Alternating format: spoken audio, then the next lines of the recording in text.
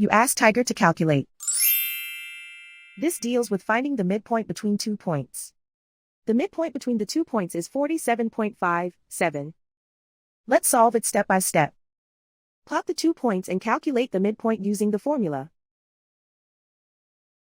The coordinates of point 1 are x1 equals 86, y1 equals 66.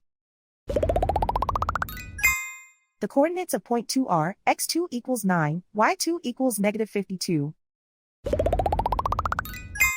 PM represents the midpoint of the 2 points.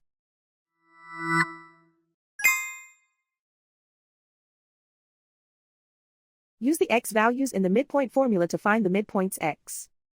x1 equals 86.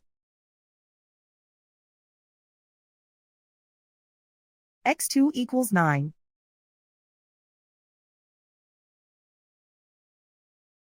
Simplify the arithmetic.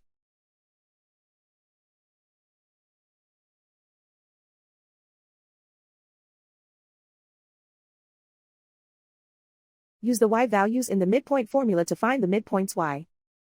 y1 equals 66. y2 equals negative 52. Simplify the arithmetic.